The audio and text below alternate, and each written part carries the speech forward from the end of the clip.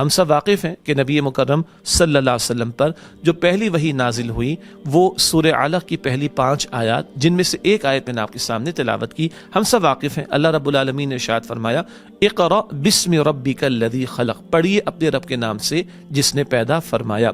پڑھنے کی تعلیم دی گئی ہے، اس سے علم کی اہمیت کا اندازہ بھی ہوتا ہے، یہ نقطہ تو عام طور پر بیان ہوتا ہے۔ البتہ اس علم کو اقرا کے ساتھ فرمایا جا رہا ہے، بسم ربک، اپنے رب کے نام کے ساتھ پڑھیے، آج اس کنڈیشن کو فراموش کر دیا جا رہا ہے۔ حضرت آدم علیہ السلام کو اللہ تعالیٰ نے 2 علوم عطا فرمائے، سورۃ البقرہ کی آیت نمبر 31 میں علم الاسماء، چیزوں کا علم، اشیاء کا علم، آج فزیکل سائنسز کا علم، زمین کے وسائل کا علم کہہ لیجئے، یہ بھی عطا ہوا، مگر سورۃ البقرہ ہی کی آیت نمبر 38 میں اللہ تعالیٰ نے فرمایا فَإِمَّا يَأْتِيَنَّكُم مِّنِّي هُدًى، جب تمہارے پاس میری طرف سے ہدایت آئے گی، فَمَن تَبِعَ هُدَايَ فَلَا خَوْفٌ عَلَيْهِمْ وَلَا هُمْ يَحْزَنُونَ، جو میری ہدایت کی پیروی کریں گے ان پر نہ کوئی خوف ہوگا نہ وہ غمگین ہوں گے۔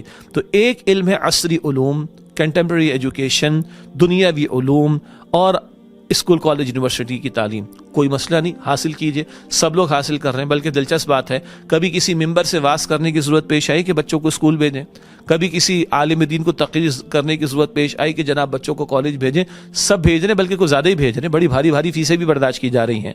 اصل نقطہ کیا ہے؟ نقطہ یہ کہ ایک علم والی شاخ تو سامنے ہے، یا نگاہ کھلی ہوئی ہے، دوسری نگاہ بند ہو چکی ہے، دوسری آنکھ بند ہو چکی ہے، یا اس پر توجہ نہیں۔ وہ کیا ہے؟ وہ وحی کا علم ہے، علم ہدایت ہے، جو آدم علیہ السلام سے شروع ہوا اور محمد مصطفیٰ صلی اللہ علیہ وسلم پر اس کی تکمیل ہوئی۔ آج ہم اپنے اسکولوں کے نصاب میں دیکھ لیں، اسلامیات کی کتاب سب سے پتلی، سب سے معاف کیجیے گا پھیکی اس کی پرنٹنگ، اسلامیات کے ٹیچر کی سیلری سب سے کم، مدرسے کے پڑھانے والے اساتذہ اللہ ان کو رحمت عطا فرمائے، بڑا ان کا جہاد ہوتا ہے، ذرا ان کے وظیفے میں اضافے کی بات ہو تو لوگ پریشان ہو جایا کرتے۔ ایسے ہی نا، اس سے ہماری جو پرائرٹی ہے، جو ترجیح ہے، اس کا اندازہ ہوتا ہے۔ اللہ نے پہلے دن سے فرمایا تھا اقرا، پڑھو کوئی مسئلہ نہیں، مگر بسم ربک، اپنے رب کے نام کے ساتھ۔ یہ رب کا نام اگر ہٹ جائے تو علوم اور فنون اور ٹیکنالوجی مفید ثابت نہیں ہوتی بائی لارج۔ 100 برس پہلے ٹیکنالوجی کم تھی، آج بہت اوپر ہے، لیکن زندگی کی دشواریاں بھی بہت اوپر چلی گئیں، مسائل بڑھ گئے، پیچیدگیاں بڑھ گئیں۔ something is missing. what is that? that is the guidance from Allah سبحانہ وتعالی، وہ اللہ کی عطا کردہ ہدایت ہے۔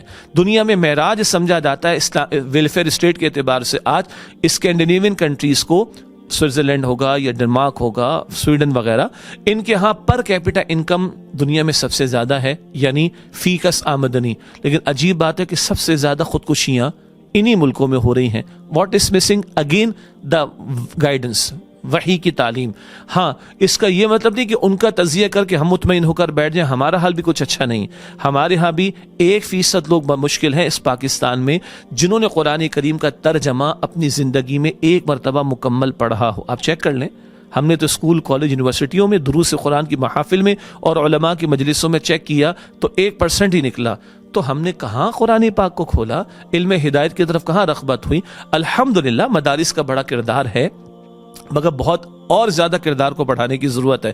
مدارس میں جانے والے طلباء و طالبات کی تعداد 40 لاکھ کے لگ بھگ بھی کم و بیش ہوگی، اور اسکولوں میں فقط جانے والے طلباء و طالبات کی تعداد 5 کروڑ 30 لاکھ ہے، اور 1.5 لاکھ بچے اسکول سے باہر بیٹھے ہیں۔ آپ اندازہ تو کریں کتنا بڑا کرنے کا کام ہمارے سامنے موجود ہے۔ اور آج جو ہم ملک کی سطح پر، آخری بات عرض کرتا ہوں، کرپشن کو روتے ہیں، کردار کے بگاڑ کو روتے ہیں، ظاہری بات ہے خوف خدا دل سے نکل گیا، تو مسلمان ہونے کے باوجود جھوٹے وعدہ خلاف ہیں، خیانت کرنے والے، ملاوٹ کرنے والے، لوگوں کی جانوں سے کھیلنے والے، لوٹ مار کرنے والے، قتل و غارت گری کرنے والے، خوف خدا دل سے نکل گئے نا، کل کی زندگی کا احساس دل سے نکل گیا، کل کی پیشی کا احساس نکل گیا۔ تو اگر اس سطح پر بھی بہتری چاہتے ہیں تو ہدایت کی طرف لوٹنا ہوگا۔ قرآن حکیم کی تعلیم، حدیث رسول کی تعلیم، سیرت النبی کی تعلیم، عموم کے اعتبار سے کہ عالمانہ انداز سے علماء اور مفتی حضرات پروڈیوس کرنا وہ خاص میدان ہے، ایک عموم کے انداز سے۔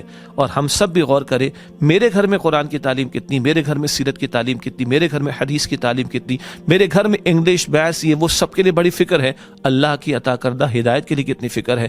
یہاں سے ہم شروع ہوں، اور ریاست چلانے والے بھی سوچیں کہ ساری چیزوں کی فکر ہے، سارے علوم و فنون میں ایکسل کرنے کی بات ہو رہی ہے، قرآن کے تعلق سے، دین کی تعلیم کے تعلق سے اور خالق کائنات کے علم کے تحت باقی علوم و فنون رہیں، اس کے حوالے سے پیش رفت کتنی ہے. اللہ مجھے اور آپ کو اس کا جائزہ لے کر اصلاح عمل کی توفیق عطا فرمائے.